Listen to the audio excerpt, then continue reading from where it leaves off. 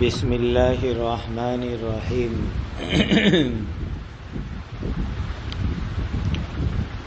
حدیث شریف سے پہلے چند اہم بحثیں ہمیں سمجھنی ہیں۔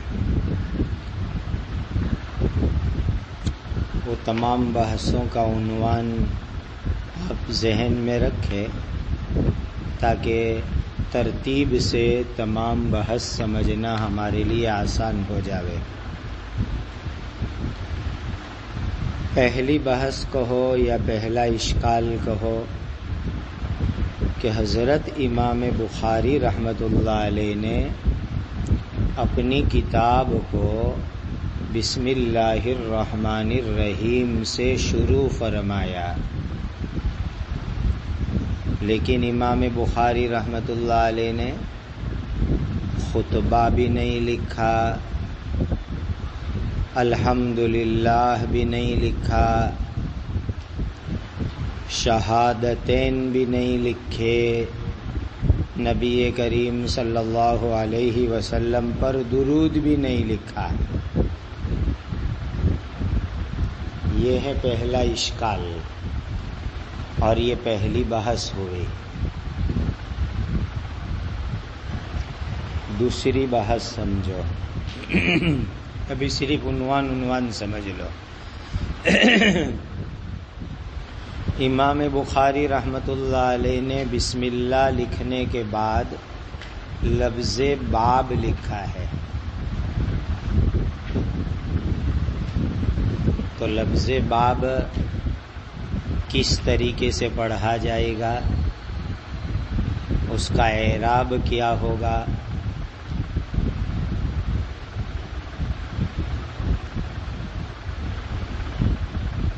لفظ باب کے سلسلے میں زیادہ لمبی تحقیق اس لیے نہیں کرنی کہ آپ نور العزا سے باب پڑھتے چلے آ رہے ہیں۔ باب، فصل، کتاب سب چیزیں بچپن سے پڑھتے آ رہے ہیں، اسی لیے اس پر زیادہ کلام نہیں کرنا ہے۔ تیسری بحث، امام بخاری رحمۃ اللہ علیہ نے بسم اللہ کے بعد کتاب کیوں قائم نہیں کی، باب کیوں قائم کیا؟ تقاضا کیا تھا کہ بسم اللہ کے بعد کتاب کا لفظ استعمال کرتے ہیں، جیسے آپ ترمذی شریف میں پڑھیں گے کتاب الطہارت، ابو داؤد شریف میں بھی کتاب الطہارت ہے۔ امام بخاری رحمۃ اللہ علیہ بھی کتابیں لائے ہیں، کتاب الایمان ہے، کتاب العلم ہے، لیکن نمبر اول پر باب لائے، بسم اللہ الرحمن الرحیم کے بعد باب۔ ایسا کیوں کیا؟ چوتھی بحث یہ سمجھنی ہے کہ سب سے پہلا جو باب ہے اس باب کا مقصد کیا ہے، باب اول کا مقصد کیا ہے، اور باب کا جو عنوان قائم کیا ہے اس کی ہمیں تحقیق کرنی ہے، سمجھنا ہے اس کو۔ پانچویں بحث، امام بخاری رحمۃ اللہ علیہ نے وحی کے باب کو تمام کتابوں کے اوپر مقدم کیوں کیا؟ یہاں تک کہ کتاب الایمان پر بھی وحی کو مقدم کیا، ایسا کیوں کیا؟ پہلے وحی لائے، پھر کتاب الایمان لا رہے، پھر کتاب العلم لا رہے، تو سب سے پہلے آپ نے وحی کے باب کو کیوں ذکر کیا؟ ایمان کے اوپر بھی وحی کو مقدم کر دیا۔ چھٹی بحث ہم کو سمجھنی ہے، وحی کی لغوی اصطلاحی تعریف اور اقسام، وحی کی لغوی تعریف، وحی کی اصطلاحی تعریف اور وحی کے اقسام سمجھنے ہیں۔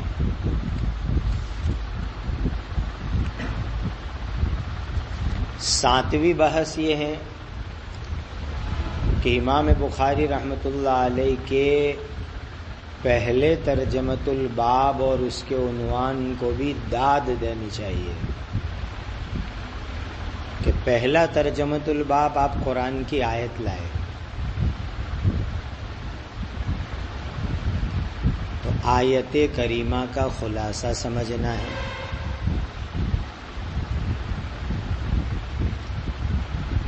اور یہ سمجھنا ہے کہ اس آیت کے ذریعے امام ہم کو کیا سمجھانا چاہتے ہیں۔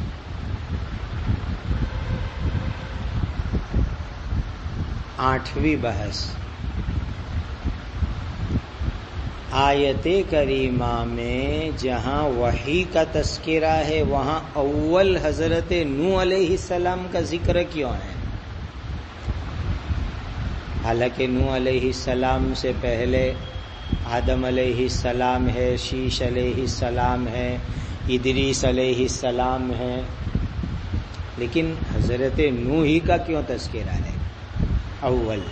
انا اوحینا الیک کما اوحینا الی نوح والنبیین من بعدہ۔ تو ایک بحث یہ سمجھنی ہے۔ نمبر 9، ترجمۃ الباب اور حدیث میں مناسبت کیا ہے؟ ترجمۃ الباب اور حدیث کے درمیان مناسبت کیا ہے؟ یہ 9 عنوان ہمیں پہلے سمجھنے ہیں، حدیث شریف سے پہلے۔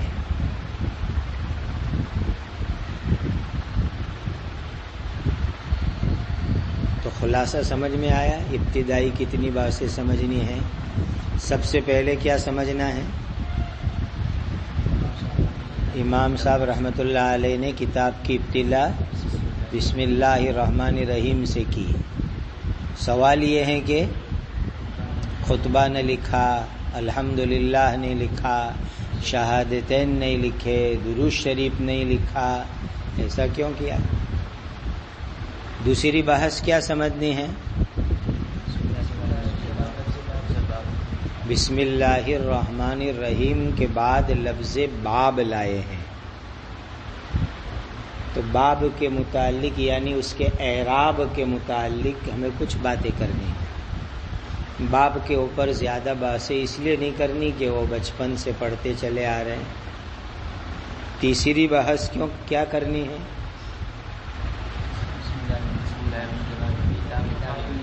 کتاب کیوں قائم نہیں کی؟ حالانکہ کتاب امام بخاری نے قائم کی ہے، کتاب الایمان، کتاب العلم، کتاب الصلاۃ، کتاب الوضو، کتاب الطہارہ، کہاں تک کتابیں قائم کرتے چلے گئے، لیکن بسم اللہ کے بعد کوئی کتاب نہیں، سیدھا باب لے آئے۔ ایسا کیوں کیا؟ چوتھی بحث کیا کرنی ہے؟ باب اول کا مقصد کیا ہے؟ باب کیف کان بدء الوحی الی رسول اللہ صلی اللہ علیہ وسلم، یہ جو باب لائے ہیں اس کا مقصد کیا ہے؟ اور یہ بخاری شریف کی اہم ترین بحث ہوتی ہے، ترجمۃ الباب کا مقصد۔ پانچویں بحث کیا سمجھنی ہے؟ ہاں، کہ امام بخاری نے وحی کو تمام پر مقدم کیوں کیا؟ یہاں تک کہ ایمان پر بھی وحی کو مقدم کر دیا، کیا حکمت تھی وحی کو سب پر مقدم کرنے کی؟ چھٹی بحث کیا کرنی ہے؟ لغوی اور اصطلاحی تعریف اور وحی کے اقسام۔ ساتویں بات کیا سمجھنی ہے؟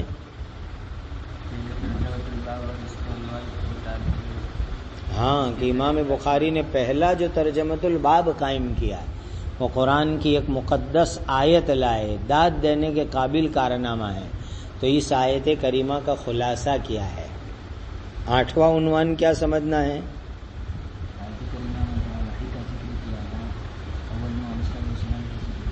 ہاں، تو آیت کریمہ میں باری سبحانہ و تعالی نے وحی کا تذکرہ فرمایا، تو وہاں اول حضرت نوح علیہ السلام کا کیوں تذکرہ فرمایا؟ حالانکہ نوح علیہ السلام سے پہلے بھی انبیاء ہے۔ نویں بحث کیا سمجھنی ہے؟ ترجمۃ الباب اور حدیث کے درمیان یہ 9 باتیں سمجھ میں آ گئی، یہ اول سمجھنا ہے۔ اب ہر ایک بات کو بھی ترتیب سمجھتے جاؤ۔ نمبر 1،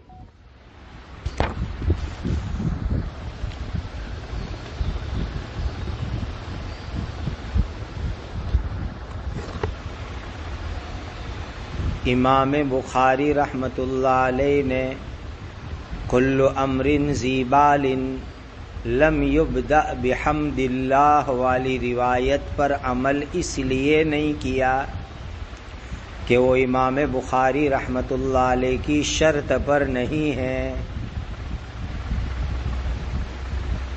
پہلے سوال کا جواب سمجھو کہ سوال یہ پیدا ہوتا ہے کہ یہ حدیث کل امر ذی بال لم یبدأ بحمد اللہ فہو اجزم واقطع، تو اس حدیث پر عمل کیوں نہیں کیا کہ امام بخاری رحمۃ اللہ علیہ کی جو شرط ہے اس پر یہ حدیث شریف نہیں ہے۔ کیوں شرط پر نہیں ہے؟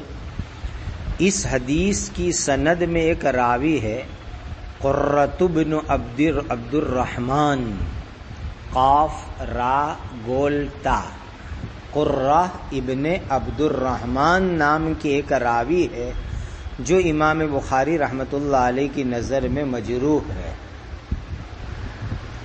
اس ایک راوی کے اوپر جرح کی گئی ہے، اس لیے حضرت امام بخاری رحمۃ اللہ علیہ کی شرط پر یہ کل امر ذی بال لم یبدأ بحمد اللہ والی روایت نہیں ہے، اسی لیے امام بخاری رحمۃ اللہ علیہ نے اس حدیث پر عمل نہیں کیا۔ پہلا جواب سمجھ میں آیا؟ اگرچہ محققین کے نزدیک یہ روایت صحیح ہے، دیگر حضرات محدثین کے نزدیک یہ روایت صحیح، لیکن امام بخاری ہے، ان کا معیار اعلیٰ ہے، ان کے معیار پر نہیں ہے۔ باقی دوسرے حضرات محدثین نے اس حدیث کو صحیح کہا ہے کیونکہ وہ قرہ ابن عبد الرحمن کو ثقہ راوی مانتے ہیں۔ دوسرے حضرات محدثین قرہ ابن عبد الرحمن کو ثقہ راوی مانتے ہیں۔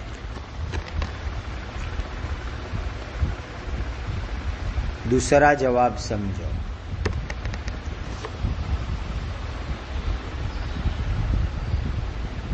یہ حدیث شریف کے مختلف الفاظ وارد ہوئے ہیں۔ ایک روایت میں یہ لفظ آیا کل امر ذی بال لا یفتح بذکر اللہ عز وجل فہو اجزم او اقطع، یہ جو روایت ہے اس کے مختلف الفاظ ہیں۔ ایک حدیث میں کیا لفظ آیا کل امر ذی بال لا یفتح بذکر اللہ عز وجل فہو اقطع۔ اب اس حدیث کا خلاصہ کیا نکلے گا؟ ہر وہ محتم بالشان کام جو اللہ کے ذکر کے بغیر شروع کیا جاوے وہ ادھورا رہتا ہے۔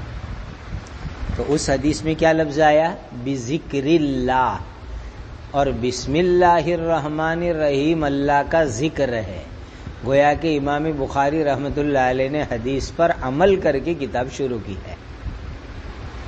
سمجھ میں آیا دوسرا حل؟ کہ اس حدیث کے ایک الفاظ یہ آئے ہیں لا یفتح بذکر اللہ، اور بسم اللہ تو اللہ کا ذکر ہے، اور امام بخاری رحمۃ اللہ علیہ نے اللہ کا ذکر لکھ کر کے اپنی کتاب شروع کر دی، لہذا انہوں نے حدیث پر عمل کیا ہے۔ کون کہتا ہے عمل نہیں کیا ہے؟ سمجھ میں آ گیا دوسرا جواب؟ تیسرا جواب سمجھو،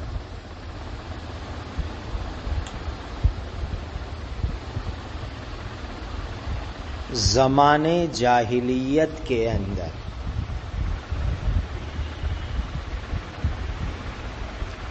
خطبات اور تقریریں لوگ جب شروع کرتے تھے تو اشعار کے ذریعے سے اپنے تقریروں کو اور خطبات کو شروع کرتے تھے۔ یہ زمانے جاہلیت کا ایک طرز اور طریقہ تھا۔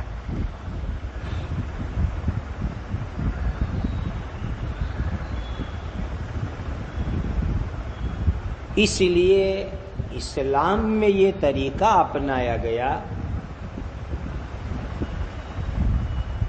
کہ خطبات اور تقریر کو لغویات والے اشعار کے بجائے اللہ کے حمد سے شروع کیا جائے۔ لغویات بھرے اشعار کے بجائے اللہ تعالیٰ کی حمد سے شروع کیا جائے خطبات کو۔ ایک مرتبہ ایک اعرابی نے آ کر کے نبی کریم صلی اللہ علیہ وسلم کے سامنے کچھ تقریر کی، اس نے حمد نہیں کی، تو حضرت نبی کریم صلی اللہ علیہ وسلم نے تنبیہ فرمائی، اور تنبیہ فرماتے ہوئے وہ حدیث ارشاد فرمائی، کل امر ذی بال لم یبدأ بحمد اللہ فہو اجزم او اقطع فہو اجزم واقطع۔ تو اصل مقصود کیا ہے؟ دیکھو، زمانہ جاہلیت میں خطابات اور تقاریر کو اشعار اور لغویات سے جو شروع کرتے تھے، لغویات بھرے اشعار سے جو شروع کرتے تھے، اس طرز کو ختم کر کے خطبات کو اللہ تعالیٰ کے مبارک نام سے شروع کروانا ہے، حمد سے شروع کروانا ہے۔ اسی لیے تو ایک اعرابی نے جب یہ طرز اپنایا تو نبی کریم صلی اللہ علیہ وسلم نے اس کو تنبیہ فرمائی۔ خلاصہ کیا نکلا؟ حضرت نبی کریم صلی اللہ علیہ وسلم کا منشا مبارک یہ تھا کہ جاہلیت والا طرز ختم ہو جا رہے اور اللہ سبحانہ و تعالی کے اسم اعظم، ذکر اعظم، حمد اعظم، ثناء اعظم کے ذریعے سے خطبات شروع ہو گئے۔ ایک نہج حضور دینا چاہتے تھے اپنی امت کو، اور زمانے جاہلیت کا ایک غلط نہج ختم کروانا چاہتے تھے، اور ایک پاکیزہ نہج، پاکیزہ طریقہ حضرت نبی کریم صلی اللہ علیہ وسلم اپنی امت کو دینا چاہتے تھے۔ اس کی بنیاد پر آپ کو حدیث کا پس منظر بھی معلوم ہو گیا کہ کل امر ذی بال لم یبدأ بحمد اللہ کا پس منظر کیا ہوا؟ تو کا ایک اعرابی نے آ کر خطبہ دیا اور اس نے جو ہے اللہ کا حمد کے بجائے ادھر ادھر کے اشعار سے شروع کیا، تو حضور نے تنبیہ فرمائی۔ تو ایک پاکیزہ طرز حضور خطبات کا بتلانا چاہتے تھے، اسی لیے حضور نے یہ حدیث ارشاد فرمائی۔ کیا نتیجہ نکلا تیسرے جواب کا؟ تیسرے جواب کا نتیجہ یہ نکلا کہ جہاں خطبات اور تقریر ہوگی وہاں اللہ کے حمد سے شروع کرنا ہے۔ جہاں خطبات اور تقریر ہوگی اس کو اللہ کی حمد سے شروع کرنا ہے، اور یہ کوئی خطبہ اور تقریر نہیں ہے، یہ تو ایک تحریر شروع ہو رہی ہے۔ سمجھ رہے ہو بات کو؟ تو آپ صلی اللہ علیہ وسلم نے جو حدیث ارشاد فرمائی، کل امر ذی بال لم یبدأ بحمد اللہ، اس کا مقصد کیا تھا؟ وہ اس کا پس منظر اور شان ورود، اس سے معلوم ہوتا ہے کہ حضور کے فرمان کا حاصل یہ تھا کہ خطبات، تقریریں یہ اللہ کی حمد سے شروع کی جائے، اور یہ کتاب لکھی جا رہی ہے، کوئی خطبہ نہیں دیا جا رہا ہے۔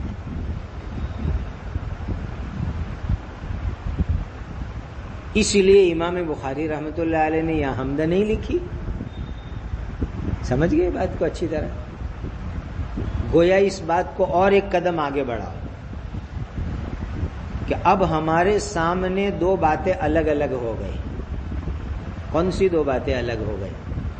کہ خطبات، خطابات، تقاریر، کلام کے شروع میں اللہ کی حمد کی جاوے، اور تحریر کی شروعات بسم اللہ سے کی جاوے۔ دو الگ الگ باتیں ہمارے سامنے منقع ہو گئی۔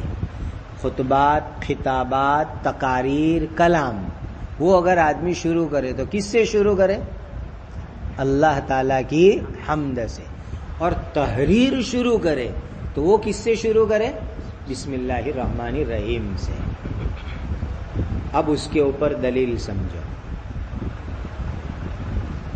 حضرت نبی کریم صلی اللہ علیہ وسلم نے صلح حدیبیہ کی تحریر لکھوائی تو وہ تحریر بسم اللہ سے شروع فرمائی۔ یہ بہت بڑی دلیل ہے کہ کتابت اور تحریر بسم اللہ سے شروع ہوگی، اور کل امر ذی بال لم یبدا بحمد اللہ، یہ معلوم ہوا کہ اس کا تعلق خطابات سے ہے، خطبات سے ہے، تقریر سے ہے، کلام سے۔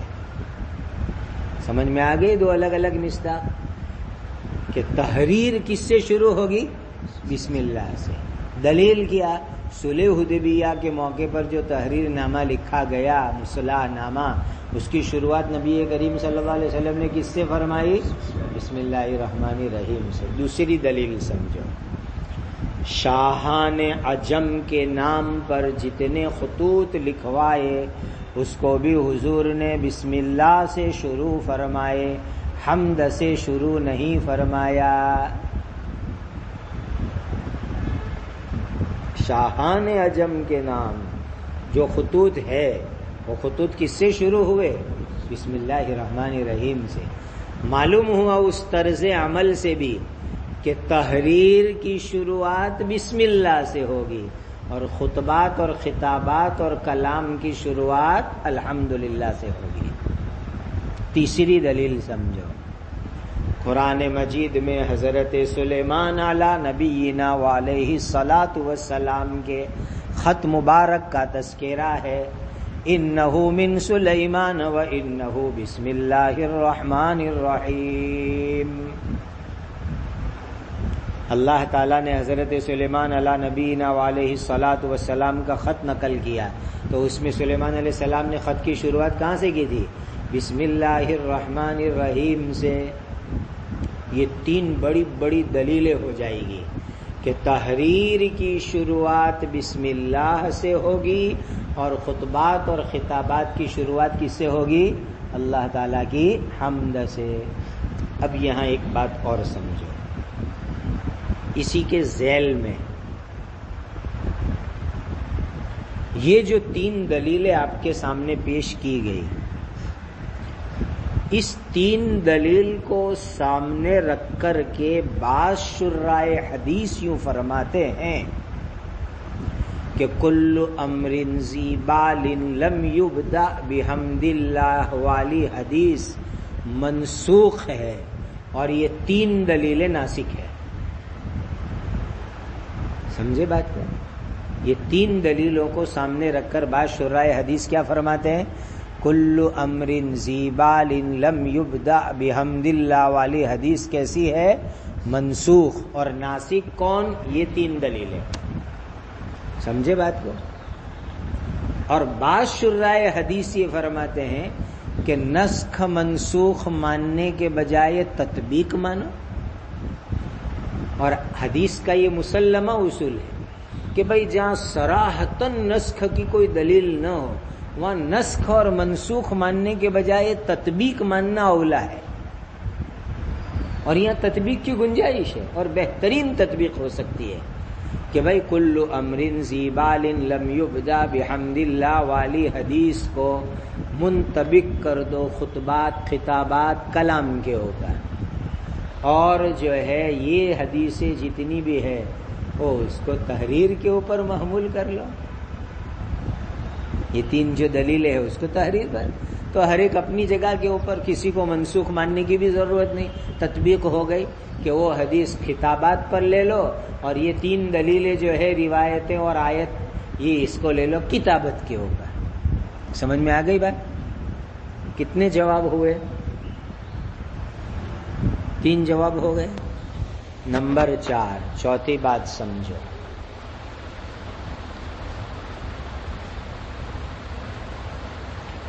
امام بخاری رحمت اللہ علیہ نے قرآن مجید کے نزول کے طرز کی اتباع کی ہے۔ امام بخاری رحمت اللہ علیہ نے بسم اللہ الرحمن الرحیم سے شروع فرما کر کے نزول قرآن کے طرز کی ابتدا فرمائی ہے، اسی لیے کہ اول مرتبہ جب وحی نازل ہوئی تو کیسے نازل ہوئی؟ بسم اللہ الرحمن الرحیم، اقرأ بسم ربک الذی خلق، وہاں الحمدللہ نہیں ہے۔ اب وہاں یہ اختلاف ہے کہ اعوذ تھی کہ نہیں تھی، حضرات مفسرین کی دونوں رائے ہیں کہ جبرائیل امین نے آ کر کے سب سے پہلے کہا قل یا محمد استعیذ باللہ من الشیطان الرجیم، ثم قال قل یا محمد بسم اللہ الرحمن الرحیم، پھر اقرا۔ تعوذ کے بارے میں تو ہے اختلاف کہ حضرت جبرائیل نے پڑھایا تھا، لیکن حمد کی کوئی روایت نہیں۔ تو گویا قرآن کے نزول کے طرز کی امام بخاری نے اتباع کی ہے کہ نزول قرآن کا جو طرز ہے اس کے اندر شروعات بسم اللہ سے ہوئی، نہ کہ الحمدللہ سے ہوئی۔ اور آپ کو معلوم ہے کہ ایک زمانے تک وحی کی فترت رہی، فترت وحی کے بعد سب سے پہلے یا ایھا المدثر نازل ہوئی، وہاں بھی بسم اللہ نہیں، بسم اللہ آئی لیکن حمد وہاں بھی نہیں ہے۔ تو اول وحی اور فترت وحی کے بعد کی اول وحی دونوں کے اندر حمد نہیں ہے، بسم اللہ ہے۔ تو امام بخاری رحمت اللہ تعالی علیہ نے قرآن مجید کے نزول کے طرز کی اتباع میں اپنی کتاب کو بسم اللہ سے شروع فرمایا۔ پانچویں توجیہ سمجھو، قرآن مجید کی کتابت کے طرز کی آپ نے اتباع کی ہے۔ قرآن مجید کی کتابت کے طرز کی آپ نے اتباع کی ہے، اسی لیے کہ جو نسخے ہمارے پاس قرآن مجید کے موجود ہیں وہ سب نقل در نقل ہے نسخہ امام کی، مصحف امام، یعنی حضرت عثمان غنی رضی اللہ تعالی عنہ کے زمانے میں صحابہ کرام کے اجماع اور اتفاق سے صحابہ کے ایک بڑے مجمع کی موجودگی میں قرآن مجید کے جو 7 نسخے تیار کیے گئے، اسی رسم عثمانی کی اتباع میں پوری دنیا کے قرآن لکھے جاتے ہیں، اور حضرت عثمان رضی اللہ تعالیٰ عنہ کے مصائف کے نسخے دنیا میں موجود ہے۔ اس کی شروعات بھی بسم اللہ الرحمن الرحیم سے ہوئی ہے، وہاں آپ کو تعوذ نہیں ملے گا۔ بسم اللہ الرحمن الرحیم پھر ہے الحمدللہ رب العالمین۔ تو حضرت امام بخاری رحمت اللہ علیہ نے اپنی کتاب کی شروعات کیسے کی؟ قرآن مجید کی کتابت کا جو طرز ہے اس طرز کتابت کی اتباع کے اندر آپ نے اپنی کتاب کو بسم اللہ الرحمن الرحیم سے شروع فرمایا۔ چھٹی توجیہ سمجھو،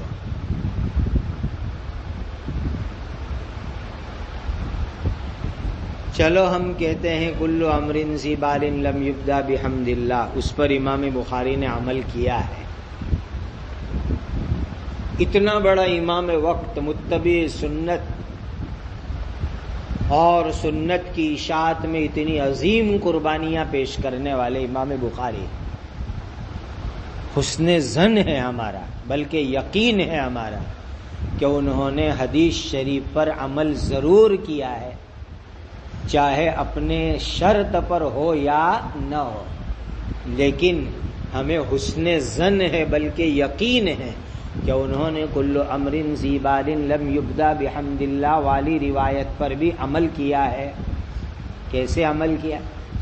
اس لیے کہ حدیث شریف کے اندر حمد سے شروع کرنے کی بات کہی گئی، لیکن ایسا تو نہیں کہا گیا کہ حمد لکھو، ایسا تو نہیں کہا گیا۔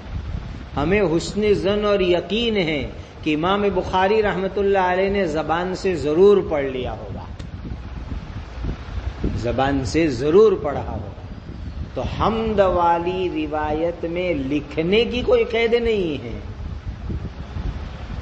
چاہے کوئی لکھے، چاہے کوئی پڑھے، چاہے ذہن میں حمد کا مضمون مستحضر کر لے تو بھی اس حدیث پر عمل ہو جائے گا۔ اور امام بخاری رحمت اللہ علیہ جیسے عالی مقام امام سے ہمیں یقین ہے کہ انہوں نے زبان سے ضرور پڑھا ہوگا۔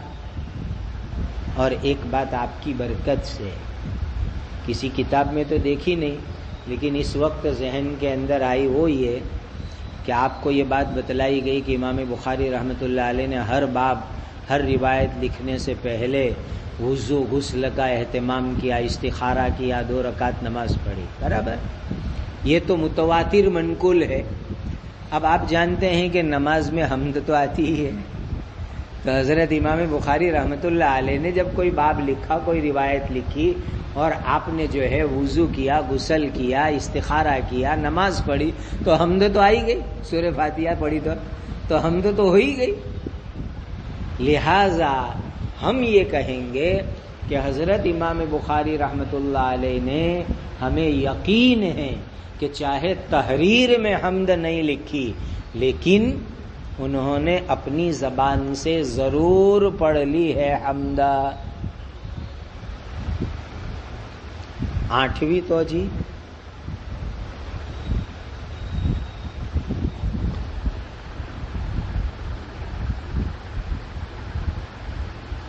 قرآن مجید کے امر پر امام بخاری نے عمل کیا ہے۔ قرآن مجید کے امر پر امام بخاری نے عمل کیا ہے۔ قرآن نے کیا فرمایا؟ اقرأ بسم ربک الذی خلق، پڑھو تم تمہارے رب کے نام سے، یہ قرآن نے امر کیا ہے۔ ایسا نہیں کہا کہ اقرأ بحمد اللہ، بلکہ کیا فرمایا؟ اقرأ بسم ربک الذی خلق، اور اللہ کے مبارک نام سے، بسم اللہ کے ذریعے آپ نے کتاب شروع فرما دی۔ تو امام بخاری رحمۃ اللہ علیہ نے بسم اللہ الرحمن الرحیم سے کتاب شروع فرمائی، کیا مطلب؟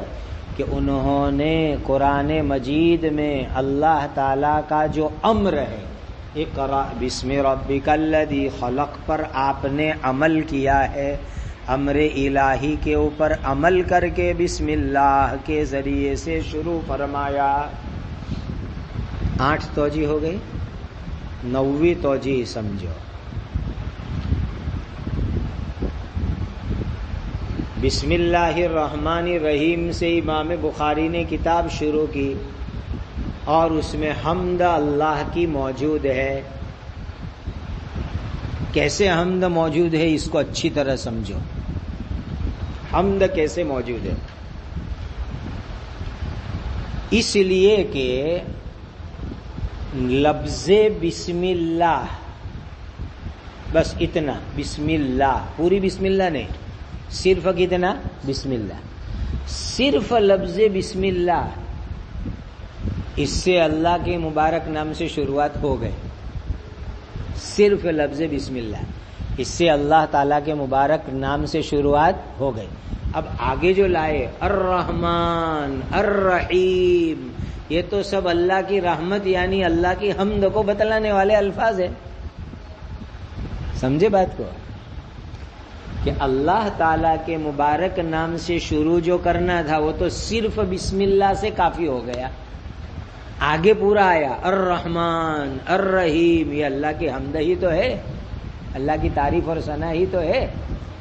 لہذا بسم اللہ الرحمن الرحیم میں اللہ کے مبارک نام سے شروعات بھی ہے، اور اللہ کی رحمان اور رحیم 2 مبارک لفظ سے حمد بھی ہے۔ سمجھ گئے بھائی؟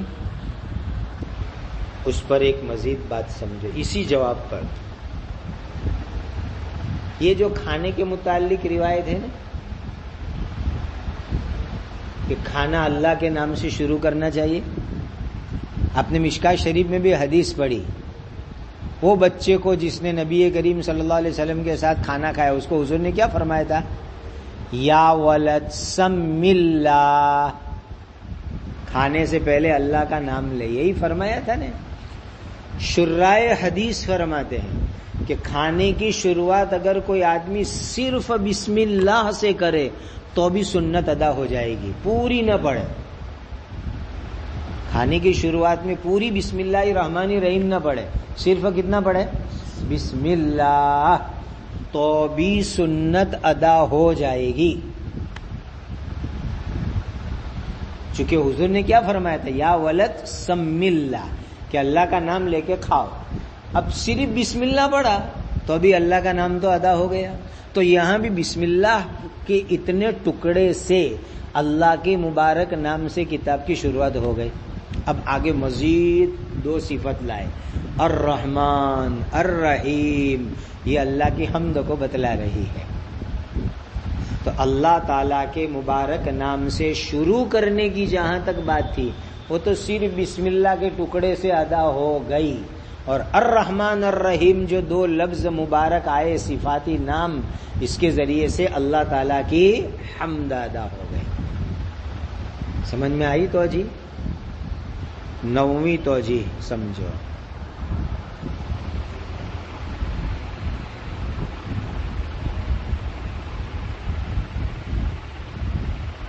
امام بخاری رحمت اللہ علیہ نے خطبہ، حمد، صلاۃ، شہادتین سب لکھا تھا، لیکن بعد کے نسخوں سے غائب ہو گیا. حضرت امام بخاری رحمت اللہ علیہ نے سب لکھا تھا، لیکن بعد کے نسخوں سے غائب ہو گیا. چونکہ اس زمانے میں آج کی طرح تھوڑا ہوتا تھا کہ بھائی کتاب لکھو، کمپوزنگ کراؤ، پھر اپنے سامنے پریس میں بھیجو، پھر پریس سے چھپ کر آئی تو کتاب مصنف دیکھے، واہ واہ میری کتاب چھپ کے آ گئی. وہ تو لکھا، پھر لوگوں کو دی، اب لوگ اس میں سے نقل کریں گے. اب کوئی میرے جیسا اتاولیا ہوئے نقل کرنے کے اندر، تو وہ کیا سوچے کہ چلو بھائی سیدھا باب اور یہ لکھنا شروع کرو نا، خطبہ تو اپنے بعد میں بھی خود نقل کر لیں گے، وہ تو اپنے بھی لکھ ڈالیں گے، وہ تو اپنے کو بھی آتا ہے. امام نے جو کتاب جمع کی بس ابھی اتنا لکھو نہیں، جلدی جلدی میں لکھ کے کام پورا کرنا ہے. اسی لیے یہ بھی ایک جواب دیا گیا ہے کہ حضرت امام بخاری رحمت اللہ علیہ نے جب کتاب تالیف فرمائی تو حمد لکھی تھی، خطبہ لکھا تھا، صلاۃ، شہادتین سب لکھا تھا، لیکن بعد کے نقل کرنے والوں نے، نسخہ نقل کرنے والوں نے اس کو چھوڑ دیا. یہ بھی اس کا ایک جواب دیا گیا ہے.